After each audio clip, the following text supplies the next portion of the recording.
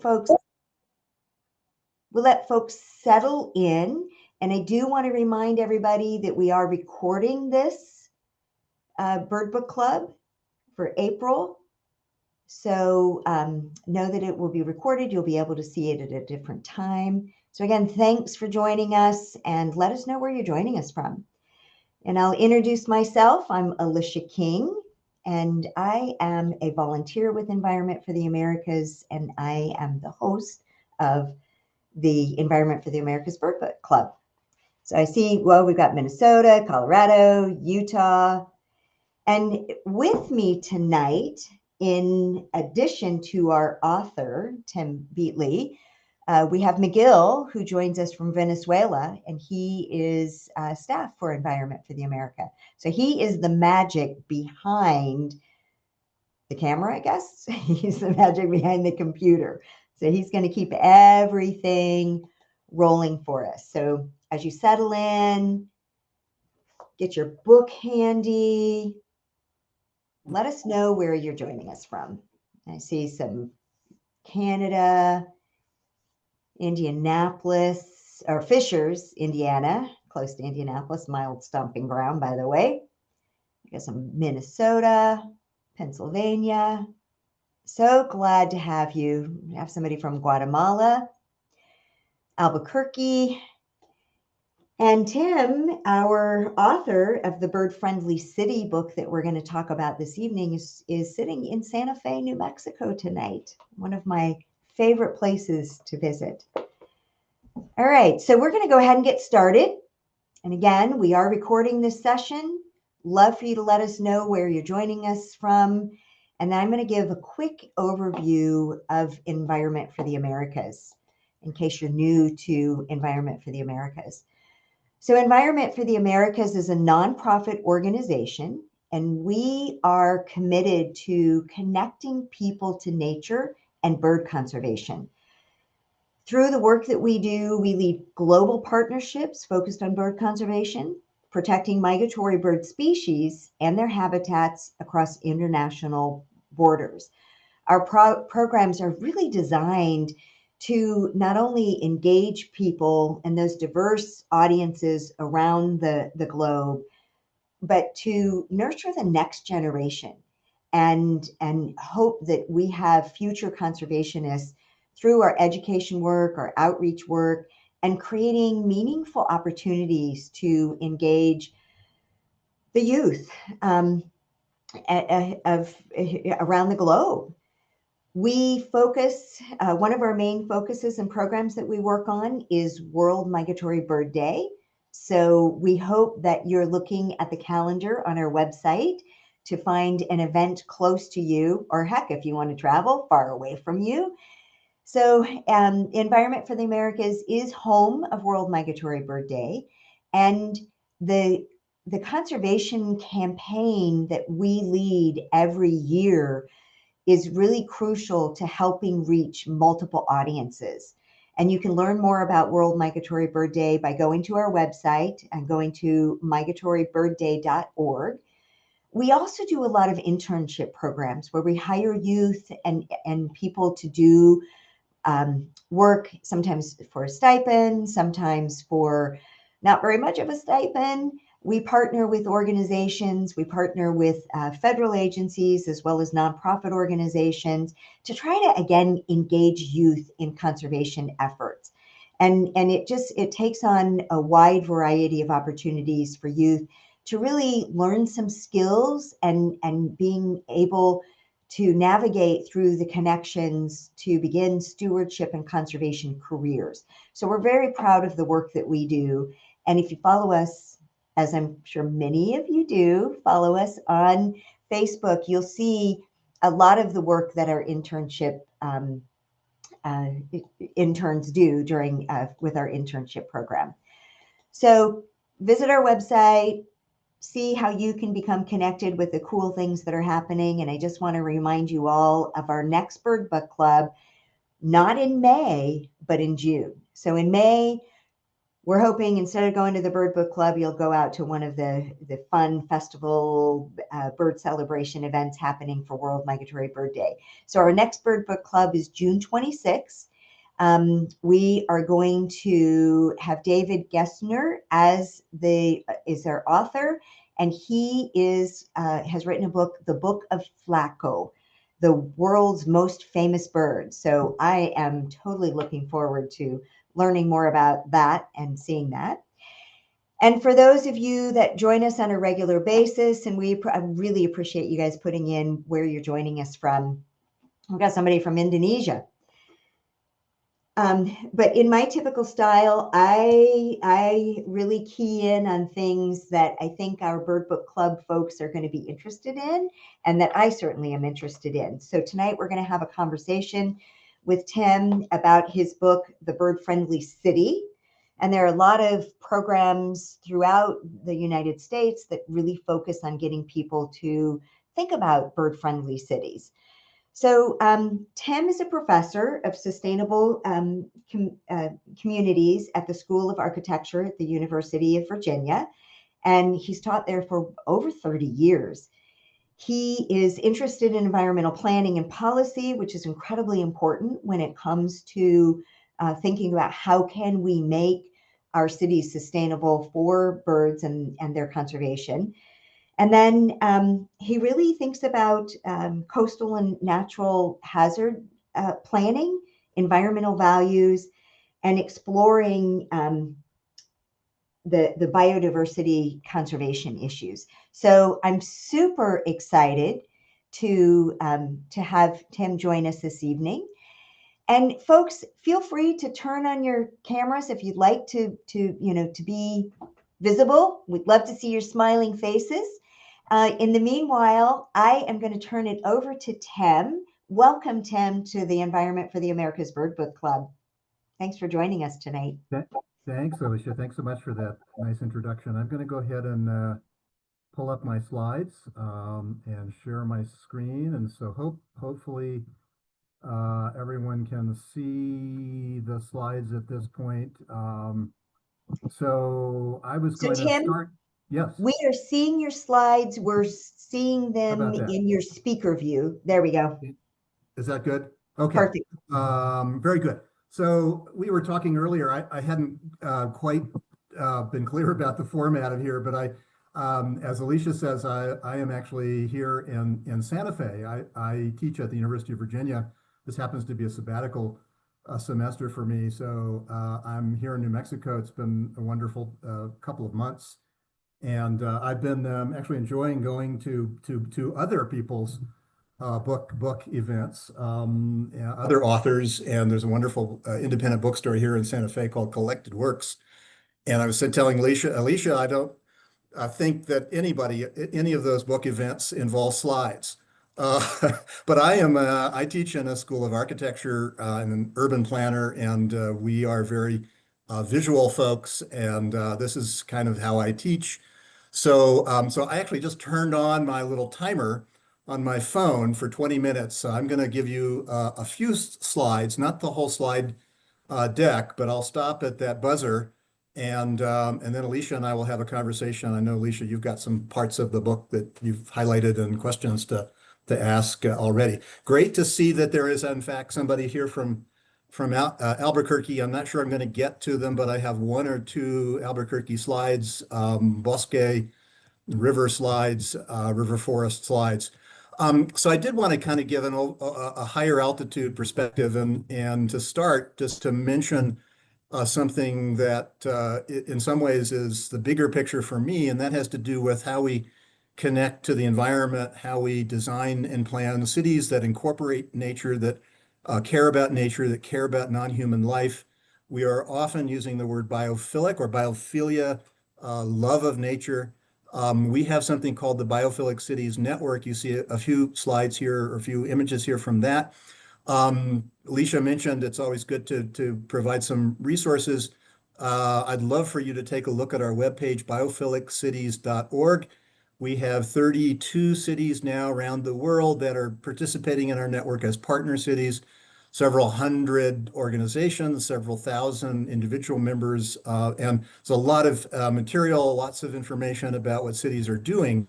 So a lot of the examples in the book, in fact, have come from cities working in our network. And here's just sort of a sampling of them and the things they are doing to connect to nature, protect nature, incorporate nature into their design and planning varies from city to city, depends on the climate and the kind of nature and environment they have there, but it's really remarkable. And each of our 32 cities has their own curated page on biophiliccities.org. There are also short films and an online journal.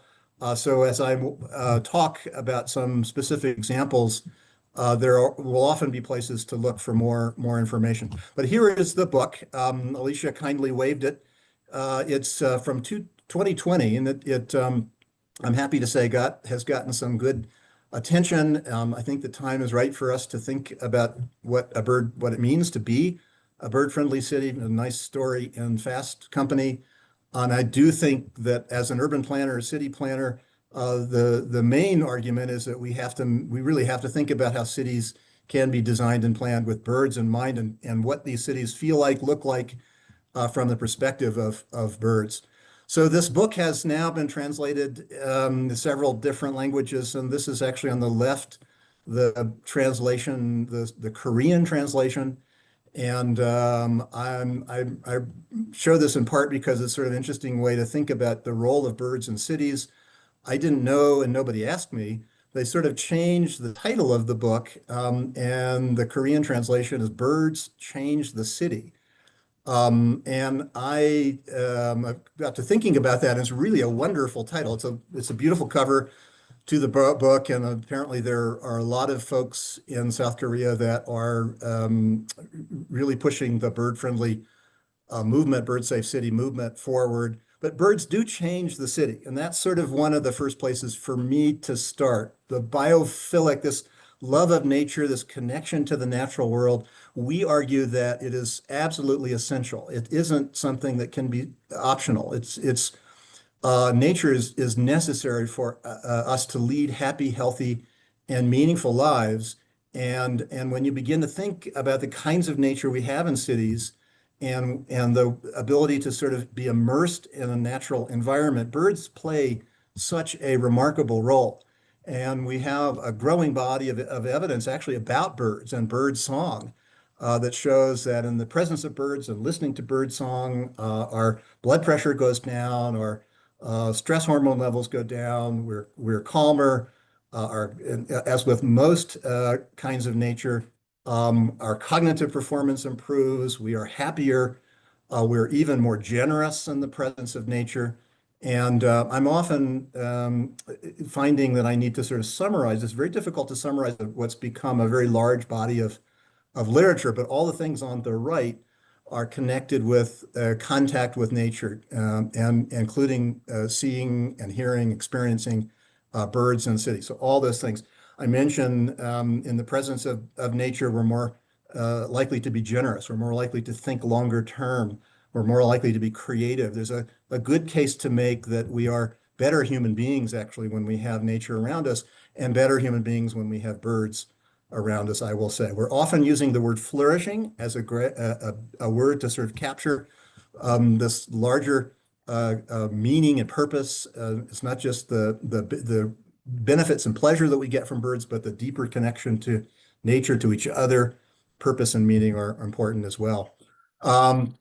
I often talk about the value of birdsong, and this is one of my most favorite birds and bird song. I look forward to the reappearance of wood thrushes in Virginia every spring. For the last 5 years, I've recorded the first time I hear them.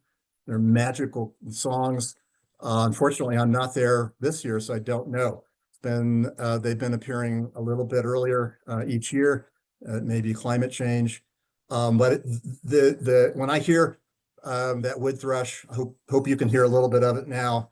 It immediately takes me back to my childhood. It embeds me in the place that raised me, where I am from, and it's really interesting to be here in Santa Fe now. I'm experiencing a whole, not an entirely new set of birds, but many birds that I don't know, and many songs that I don't know. And I've especially become fond of spotted towhees, and they have this magical kind of electric end to their main call, and I'm enjoying really learning a whole new set of birds.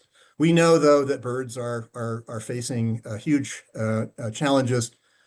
Here's the study from right before the pandemic that was shocking for a lot of us, that we've lost a third of our bird abundance in North America. And really just since 1970, 50% of bird species are in decline globally. A whole host of reasons, of course, for why that is, many of them that seem beyond our control. And Alicia and I were just talking about this. I will make the case that with birds and thinking about what makes a bird-friendly city, there are things we can do, very tangible steps that we can take to make cities and built environments safer for birds and help with all of the issues almost all that they're facing. These are some of the things. It is about rethinking hazards and bird-safe design guidelines and fritted glass and windows, things I'm going to talk a little bit about. It's about turning out lights. It's about reducing our use of pesticides and herbicides. It's about ecological connectivity and designing cities so birds can move through those cities. It's about protecting and conserving trees and tree canopy, rewilding where we can. It's about thinking about cats and the other threats that exist in cities. So this idea of a bird-friendly city is really a compelling one. I know many of you are involved in a bird city initiative in one of the American states.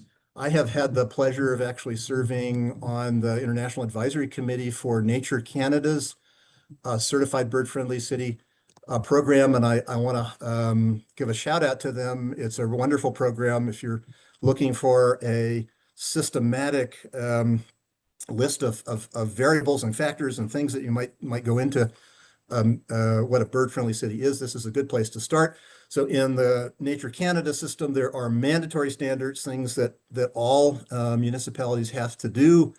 And there has to be a bird committee or bird group, for example, bird team, I should say, has to be annual reporting. And then there are a bunch of variable scoring. So you get points based on what you're doing in these three categories: threat reduction, habitat protection, restoration, and climate resilience, and then community outreach and education. And there are now 30, maybe more cities at this point that are certified in the Canadian system, but quite comprehensive and a really good starting place. I mentioned I am a city planner, urban planner by training, and so a lot of my perspective is how are we thinking about birds when we're designing cities? And unfortunately, we're not, or we haven't been. There's a little story in Planning Magazine from a couple of years ago, interview with me about the book, actually. I think it might have been the first time that birds had any explicit reference in the Planning Magazines. Planners are not, unfortunately, thinking much about birds, but we do. We need to think about when we're designing roads and infrastructure, and again, trees and tree canopy and building design, all those things that we do to regulate and manage and plan for the built environment of cities. We have to be thinking about birds, or we should be thinking about birds and many other non-human life as well. So provocatively, I've sometimes said we maybe need to reimagine the way we govern and manage cities. Many of you know that in response to the urban heat island problem, urban heat phenomenon, we now have in a few cities, at least, in a growing number of cities, the appointment of a chief heat officer. In Miami-Dade County is one of our cities in our biophilic cities network. Los Angeles is as well. Los Angeles has appointed a city forest officer. An example on the right is Vienna, that has appointed a walking officer. Do cities need a chief bird officer? That may seem a little silly. I think, though, we need to elevate the importance, of course, not just birds, but birds are really important proxies for lots of other life that we want to think about in cities. In the book, I talk about thinking about a different kind of metric or set of metrics for cities. How do we judge the goodness of a city or progress in a city? And I think birdsong would be a wonderful metric to use. So I do believe that everybody, wherever you are, whatever neighborhood you're in, you deserve to hear an abundant native bird song. And that is, to my way of thinking, a wonderful way to think about how a city is doing. So many things that cities can do, many things that would make a city bird centric.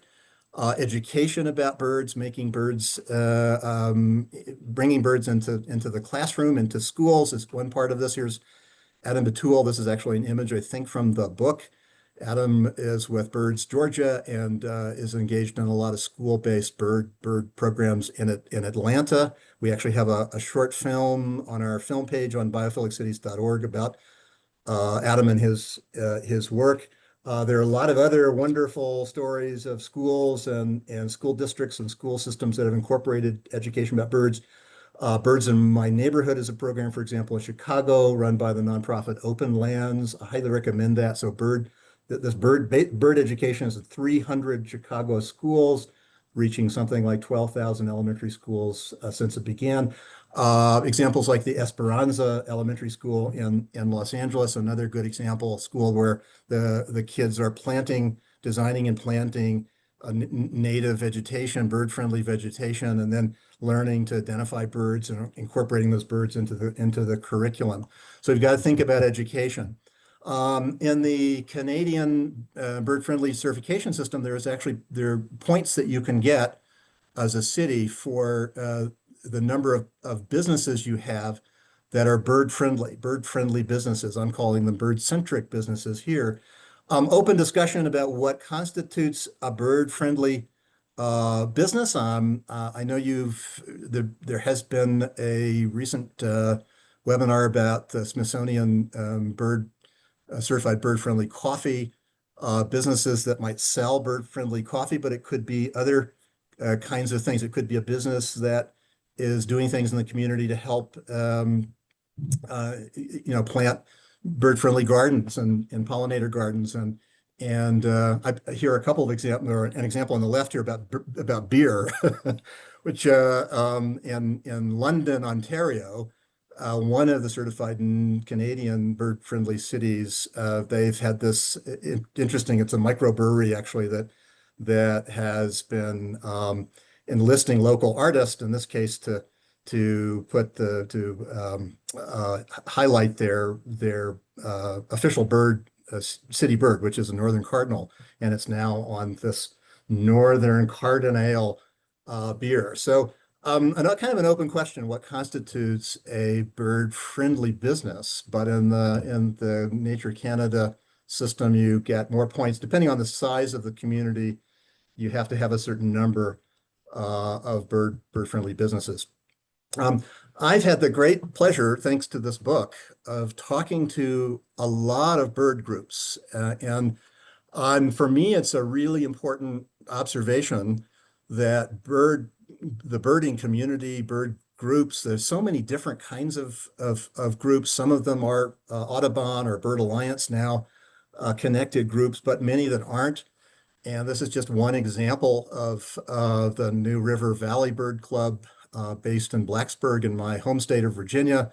So last spring, they invited me to present, to give a talk, but I got a little bit of a flavor for what these folks do at every one of their meetings, which is it's a social event. It's about building relationships and friendships and having fun, but it's also learning about birds. And so that evening, as they do at every meeting, they pick one or two birds that then become what they talk about and learn about. And so in the case of this evening, the prairie warbler and the Blackburnian warbler, a couple of birds that I'm not likely to see in my part of Virginia, but they see there. All to say that in this really number of different birding groups that I've talked to over the last couple of years, mostly by Zoom, I should say, I've been really impressed. And I think that birds represent especially at the local level, a way that we build social capital. We build social connections. This is Jane Jacobs' terminology, social capital, all those friendships, relationships, social connections that make our communities stronger and actually help us to overcome the ideological maybe or political divisions that we're experiencing so much today. So I think a bird-friendly city is really a place where these kinds of relationships and discussions and social interactions happen. So, okay, so what can you do? There are, of course, many other things in the book. There's a lot of discussion about bird-safe glass. We know this is not a big surprise for any of you. The studies that show that we lose at least 1 billion birds a year in the US alone from building and window strikes. It's probably more like 2 billion or 3 billion or more. Birds don't see that glass as a barrier. There's so many things we can do. One is to sort of understand the magnitude of the problem. There's a chapter about Toronto in the book and the wonderful story of this organization called FLAP. It really began this idea of collision monitoring, where volunteers follow a set pathway, usually at the base of buildings, and they do that during peak migration, and they collect the injured and often dead birds, and then they are actually presented in a visually striking way to raise awareness about this danger, right? And it is just about every size of bird, every the impact of seeing this. And there's very often there's a front page story in the newspaper about it. And so Toronto really started that process. But of course, many cities and many of you all may.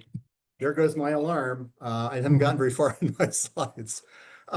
We know that fritted glass, for example, where you have a ceramic pattern baked into the glass, is very effective.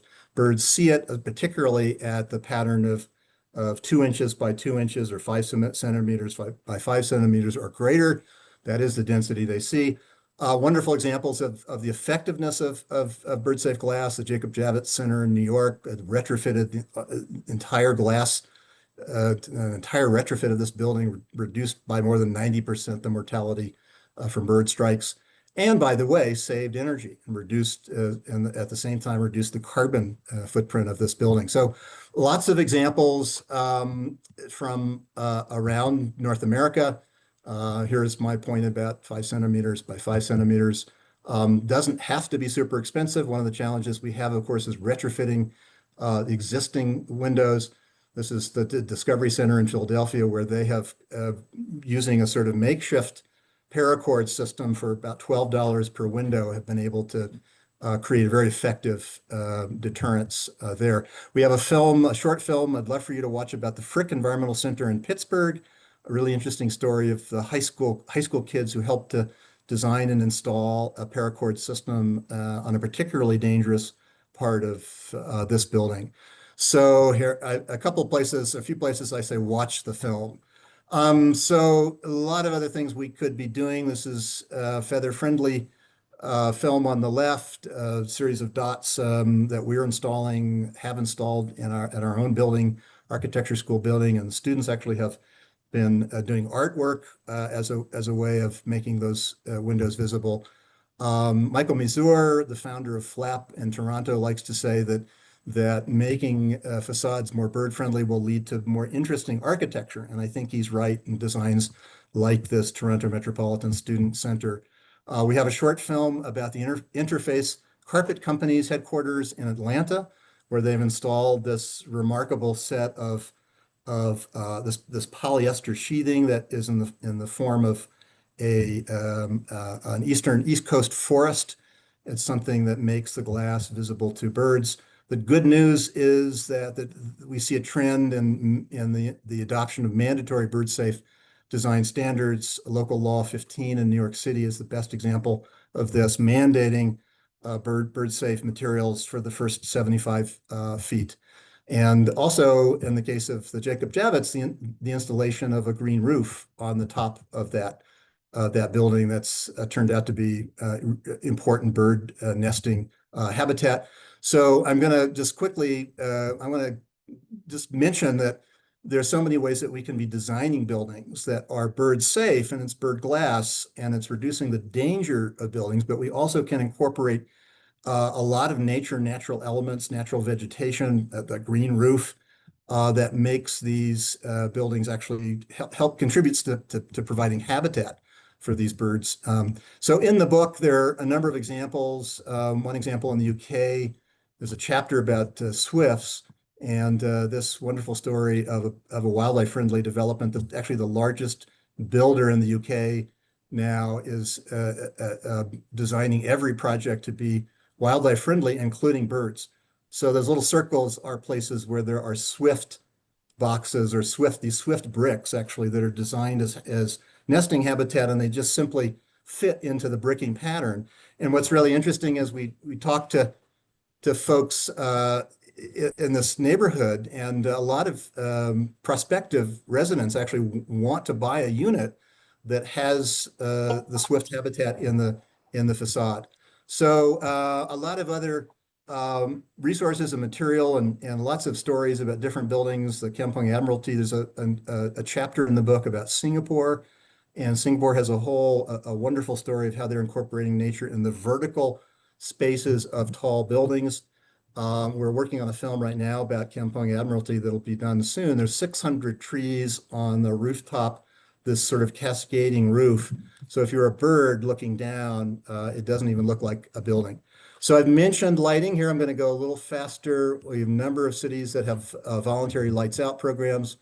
Raleigh, North Carolina, one of our cities in our network, one of the few cities to have adopted a municipal policy of turning off lighting for their convention center and other municipal buildings during peak migration periods. And another city in our network, Pittsburgh, one of the first larger cities to have adopted a dark sky ordinance, actually, that mandates dark sky compliant lights in parks and along streets and so on. So many things that we can be doing around our homes. There's a story in the book about the Bird Alliance of Oregon's backyard habitat certification program, maybe the largest in the country, more than 12,000 property owners encouraged and assisted in replanting the spaces around their homes to make them bird friendly. We tell the story of our colleague Nina Marie Lister, who in Toronto until recently, a native garden was not permitted by law, and she actually planted her garden. You see her lawn on the left image here. And she actually was visited by a compliance officer who told her her native garden was illegal and out of compliance. And anyway, it led to a larger campaign and discussion about what homeowners should be allowed to plant. And she actually was able to change the bylaw actually in Toronto to make this a more native bird-friendly garden and lawn, something that you can plant as a matter of right.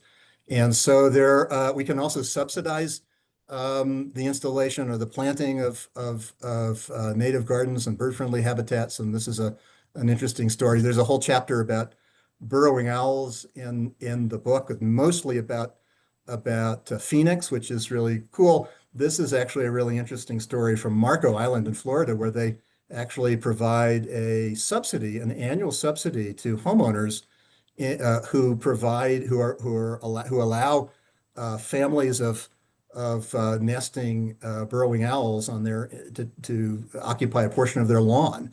Really interesting kind of story. It isn't a lot of money that is offered, but we do have lots of examples actually of localities beginning to provide financial subsidies for especially less water intensive yards. Okay, I'm going to skip through. There are so many examples out there of wonderful habitat conservation, habitat protection, creating new places where habitat's restored. My friend Mike Hauk had a big hand in Portland and basically getting the city to adopt its first wildlife refuge, which was a place that was formerly a landfill, and it's now one of the best bird watching sites in the city. Places like like Albuquerque. Here's one slide of the Albuquerque um, analysis or study that I'm working on.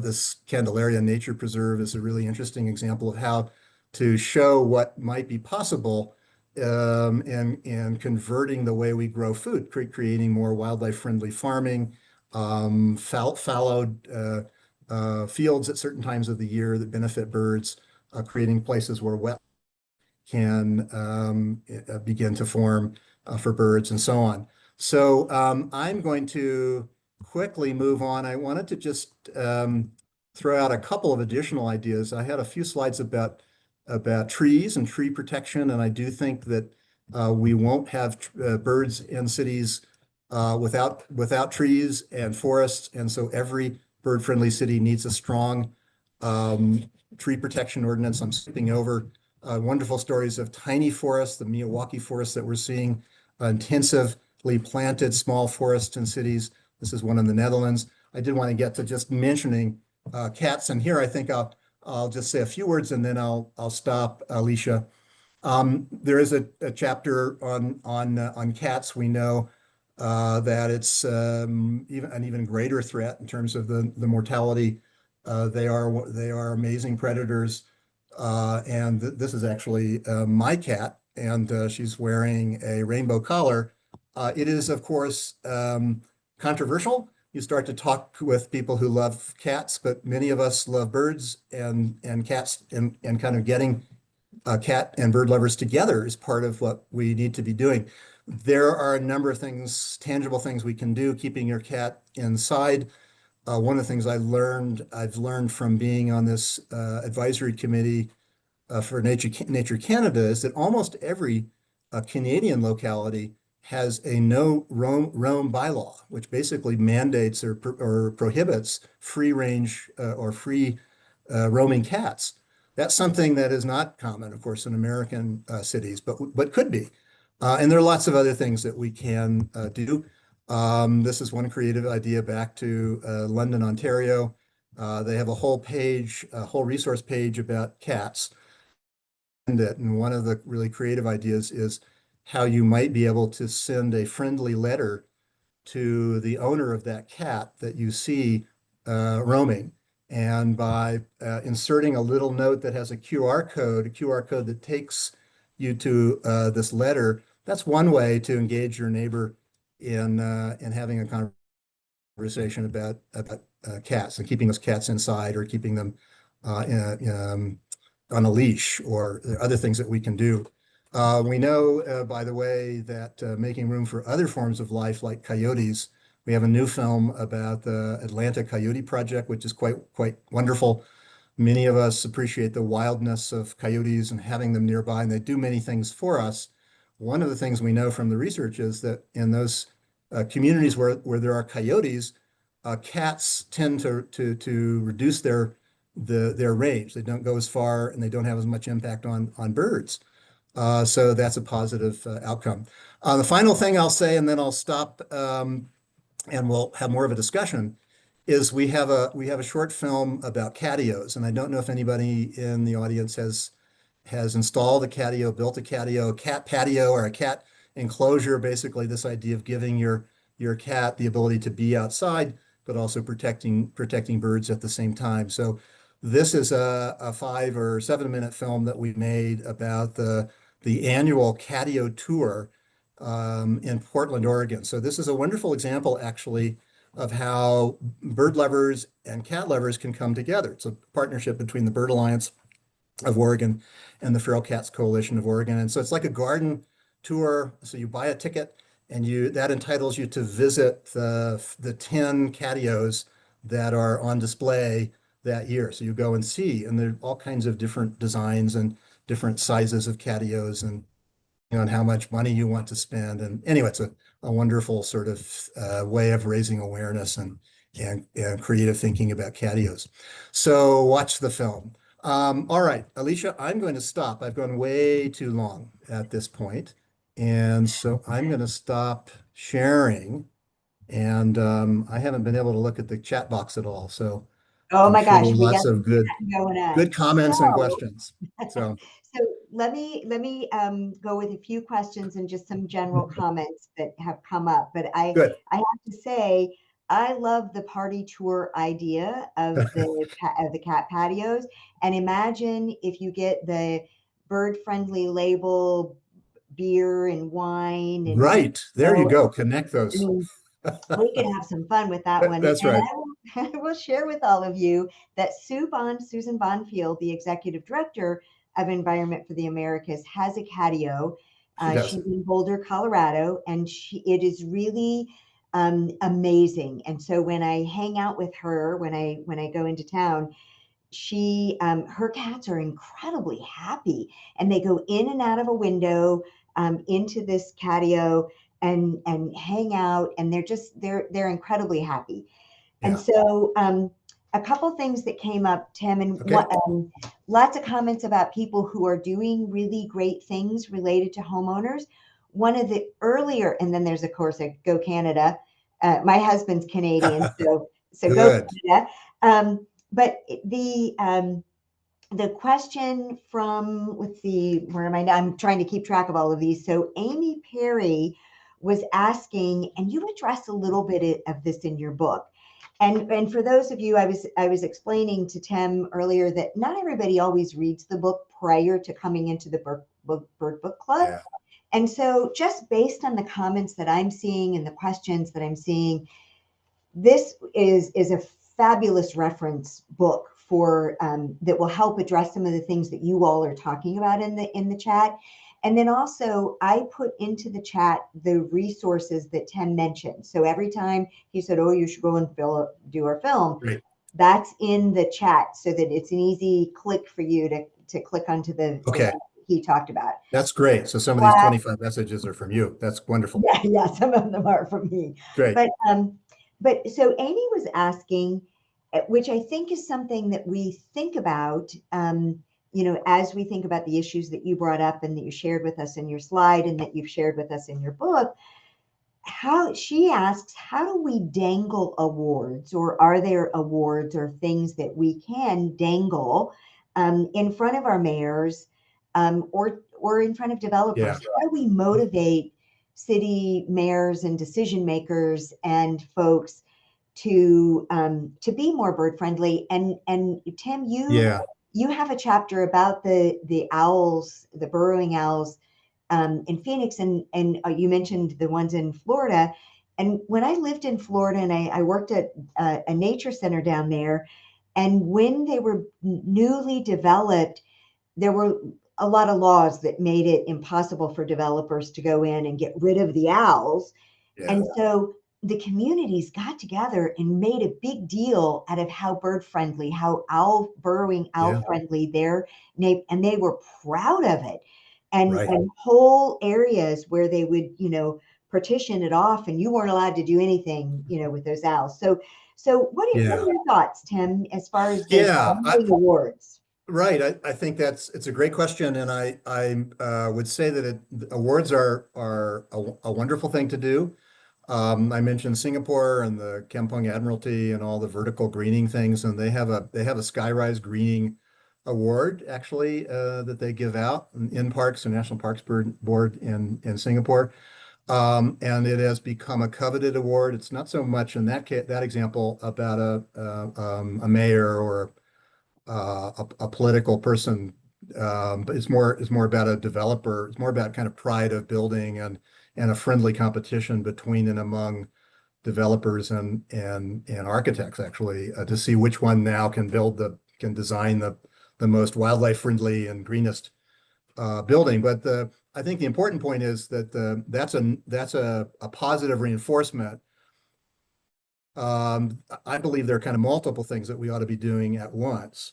The dreaded word regulations, a code is a very handy thing to have, as you're suggesting in the burrowing owl case, or at least the Florida case, and we'll see what happens to the Federal Endangered Species Act and state, endangered species acts. And in the case of Singapore, one of the key reasons the developers and builders and architects are doing these things is because there is a baseline requirement. So there's something called the landscape replacement policy. So every building has to replace at least the amount of nature lost at the building at the ground level with vertical nature. And I mentioned the bird safe building codes and building standards, and I'm a big advocate for that. Local law 15 in the case of New York mandates a certain base, right? You have to treat that first 75 feet. That doesn't stipulate you have to use any particular kind of fritted or any particular product. In fact, it references the ABC, American Bird Conservancy's threat factor rating system. So you basically have to those building materials and windows have to meet a certain minimum threat factor, but lots of flexibility for the developer. Financial incentives would be another thing to do. So I believe that yes, let's take advantage of whatever sense of pride a mayor might have about getting an award, getting certified, becoming a bird-friendly city, putting that sign out there. Those things are important, and those are, things that politicians like to see and like to brag about. Tourism, is another thing. I didn't get to some of the examples later in the slideshow, but the Vox's Swifts in Portland, where hundreds of people come together to watch them nest or as they're moving through the city, or the 1.5 million Mexican free-tailed bats in Austin, Texas. Somebody's from Austin, aren't they? In the group. Incredible amounts of money, tourism dollars that are generated from those kinds of events, and the economic value of the quality of life that you're creating in a natureful biophilic city. I mean, those things we can quantify those things. We can make a stronger case maybe that protecting birds delivers tangible economic benefit for that community. That's not the argument that that's not my first argument, and I have ethical and other kinds of things that I typically say. But why not? So yeah, I certainly like the dangling, the idea of enticing more action by kind of positive rewards. And so this Singapore Skyrise Greening Award ends up being, it's like a U.S. Green Building Council LEED certification. It ends up being something that's highlighted and used in advertising, and they make it certainly can have a very positive impact. Sorry, that was a long answer. No, it was a great answer. And in But a fact, combination of things. It has to be part of a package, I would say. yeah. And so that's the great thing about some of the resources that you mentioned and the communities that are being developed to address some of these issues. So it's not a one person thing. It's a community of people that can take actions and can do things to not only Yeah. dangle that carrot, but to improve the habitat. And you've done a great job, not only in the PowerPoint that we saw this evening, but in your book about talking about some of those things and the things that people have done, on the ground. And somebody's saying they're going to create a display catio at the zoo where she works. And we had a question about, well, not really a question, but somebody was saying, oh, they'd love to be able to print the letter Mm-hmm. you showed related to, hey, could you keep your cat indoors? And here's some Yeah. things that you could do, or, if you're going to let your cat out, Yeah. could you at least, put the collar on type thing. Yeah. So you've provided a lot of those kinds of resources. But for the things that you've mentioned, one of the things that I wanted to kind of pick up on was that, and it's in your returning home, I believe in your returning home chapter, close to around page 45-ish. You're talking about common swifts, and you're talking about the things that matter in when we're thinking about these bird conservation actions. And one of the things that you talked about was learning more. When you learn more about the species, you can help them more. Mm. So you were talking about chimney swifts, and I think that's one of the things that that your book is really good at, is talking about that kind of giving us a little more insight to why we are recommending some of the conservation actions that we're recommending for those particular birds. Hmm. And I don't know if you want Yeah. to expand on that. Yeah, I think that's a good a general observation that's true is that the more we learn about any bird, the more we're likely to care about them or take action on their behalf and know exactly what could help. Mhm. So we know with chimney swifts, of course, a huge issue of of declining habitat and I'd be curious if anyone has chimney swifts, has an older house perhaps with a chimney that doesn't have a metal lining or doesn't have a cap, on the top. That the trend is in the direction of those elements that make it impossible for chimney swifts to nest in chimneys. But we have a few folks who love the idea. They're waiting to hear of the swifts in their chimneys, right? They have an older um, chimney, and the more you know about what's possible with the home you have, right? That um, I think in the book I talk about this really interesting example from the Pittsburgh or from that Audubon group based in Pittsburgh, that this idea of actually working with the folks who clean chimneys and creating a whole new economy around maybe taking off the cap uh, before the nesting season, before the chimney swifts arrive, maybe putting it back on, after they're gone. Those are kind of things that you wouldn't even be thinking about unless you knew, some detail about the biology of that particular species. So yeah, I think that's a really good thought. By the way, we have if I forget to say this, on biophilic cities.org, there is a bird friendly cities page that has a lot of resources. So I'd love for you to go and look at that as well. I thought you were going to ask me about the letter to the homeowner, the QR code that we can find it quickly, but it's if you just Google London, Ontario, bird friendly city, it'll take you to their page, the London group, and you can find all that information, and the actual letter, the template is there that says just dear neighbor, it's ready to go. But you could personalize it, I suppose, if you knew whose cat it was that you. Yeah, no, that's great. And I think that's helpful. And you're right. I totally got off on No, no, no.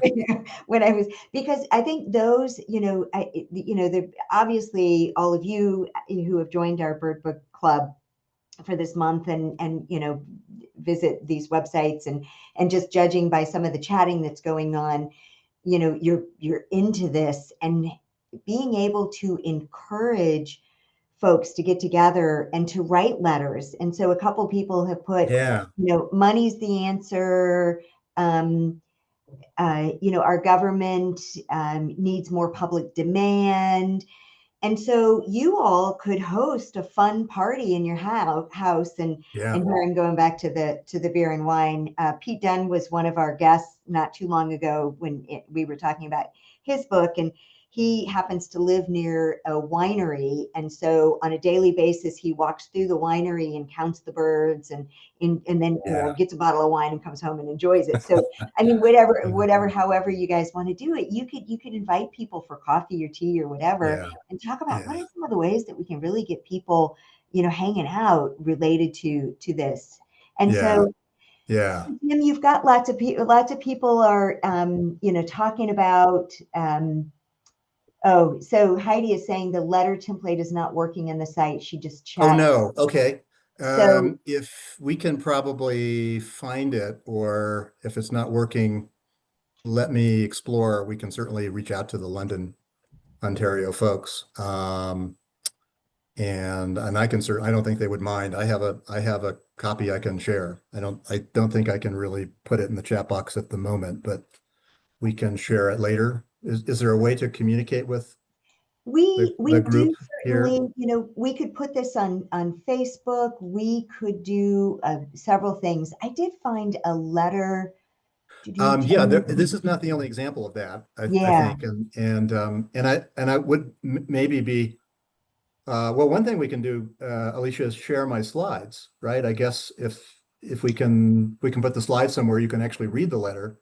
sure. And I believe Yeah, McGill may be able to help us, but if you all don't mind, we can pick up on the registration that you all did and then send stuff to you just to yeah. follow up with this. So And you could always email me too directly if all else fails. Just yeah, Beatley.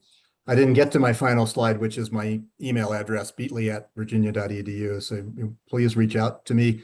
And by the way, the materials on the Bird Friendly City page, there's a wonderful kind of a document that assesses all the products or many of the products out there for homeowners.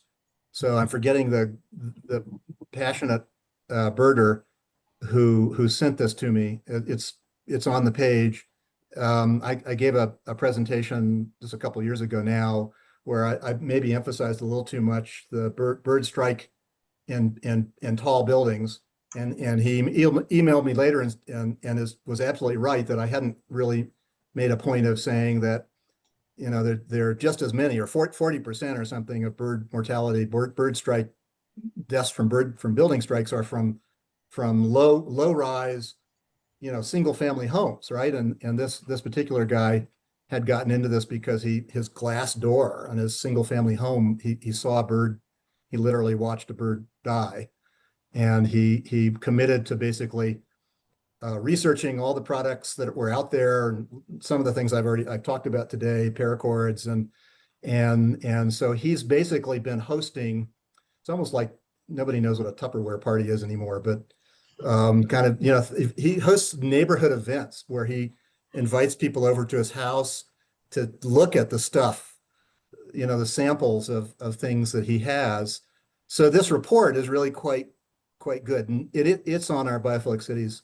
So there are things that you can do, of course, in your home, right? That because so many birds do die from hitting a single family glass, a low rise residential building. It isn't just a New York skyscraper. In fact, it's that first 75 feet that's really the danger zone.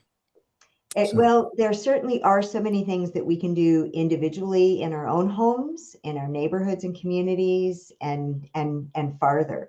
So we are out of time this evening. oh no.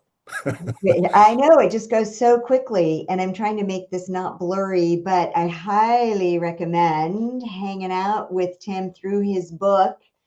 And again, I did put a bunch of resources in, and it sounds like everybody wants some follow up. So I will pull something together and work with Environment for the Americas to send some details and some resources that will be helpful to you. Thank you so much, Tim, for joining us, Sure. and thank you for And all of your work.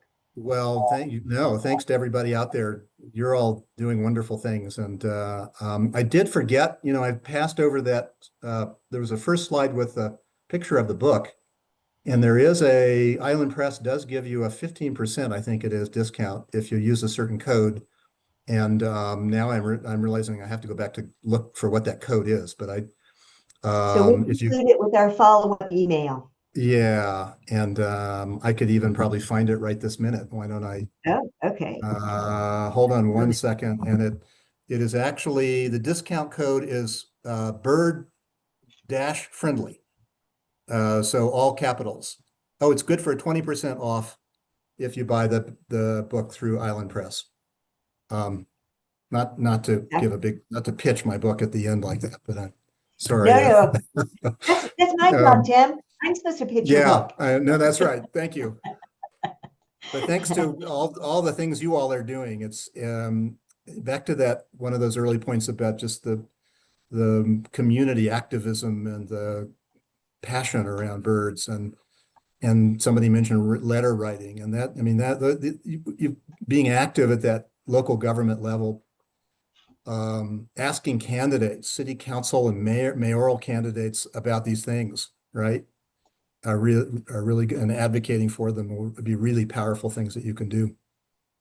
Yeah, it's so important. Thank you again, Tim, for joining us. And folks, find that World Migratory Bird Day celebration that's near you, or if you want to travel far away from you during the month of May or whenever birds are being celebrated.